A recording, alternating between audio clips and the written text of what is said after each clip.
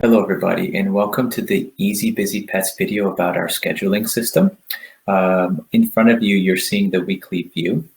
When looking at the schedule, you can visualize it on all internet-enabled devices. It doesn't have to be on a PC, it can be on a mobile phone or tablet of your choice.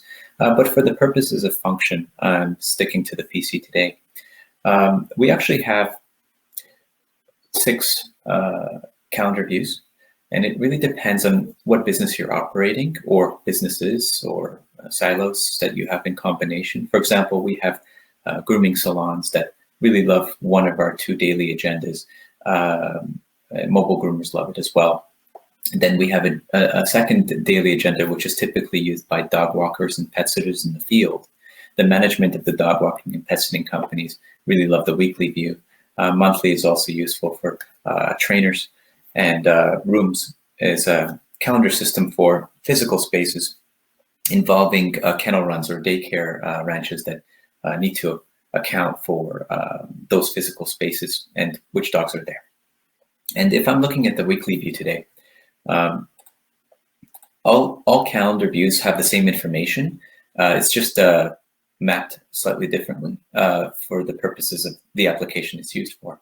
In the weekly view, I have actually have a team in this pretend system, and that team includes Amanda, John, Linda. It's a larger team than this, but these are the folks that actually have something going on during this week, and you can switch between weeks. Just clicking that will give me the week before. The information here is for all the staff that are busy that week, and they individually will have their own calendars, and they may or may not see each other's depending on the 50+ permissions that you've given them through the system. So I might want to narrow down to Amanda. I can also narrow down, in my case, I have 4 different types of work that Amanda can do or is doing this week, and that's why I can narrow down, for example, the cat sitting or something else that may or may not be for her that week. I can also narrow down that information using this Google style search here. Perhaps I can find this pet Mao, for example, and what Mao's up to that week.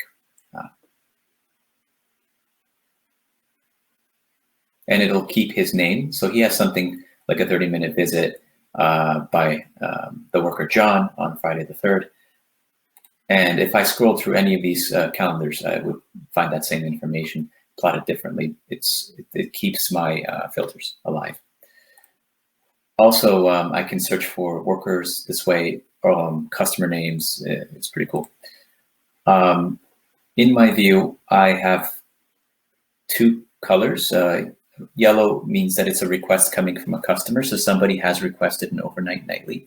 It's kind of dragging on to off this view because it's probably going on for the next week as well.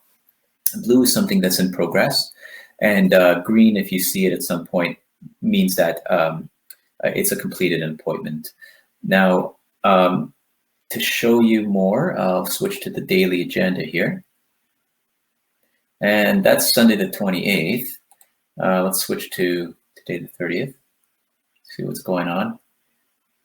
So this is a chronological list, typically used by pet sitters in the field. It's showing the customers and the dogs. We also support group walks, for example, or group events, so there may be a whole bunch of customers there. Each of these actually go to the different respective profiles. The job, which workers involved, and actions that you can take for each of these appointments without having to go into the appointment. I really love this other day one as well because it shows the same information, just in a different way. The workers are up top and the time is on the left. And groomers really love this because they actually see the durations in this method of viewing this information, and everything's clickable and accessible, and you can actually book them this way as well. You can book from here, you can book by the pet or client, but I digress. Monthly view shows all that information for whatever month you choose. Whichever view you're in, you can select certain appointments. They might be completely unrelated, and you can have certain actions that you can take. I'll unselect them. And then in the room calendar, this is more for kennels and kennel runs. A lot of our kennels, they might have 70, 80 runs, for example, on average. And the runs themselves, or the physical spaces, if you have some sort of physical space, they have a unique calendar for them, where you can just address certain contextual stuff that has to do with physical spaces, versus something that's just a service in the system. So this is one of those calendars for that application. So yeah, that ends this video. The purpose was just to give you a little bit of a high level on, different calendar views, and it's always nice to show the different capabilities downstream. But please do check out one of those videos to learn more. Thank you very much for your time. Have a great day.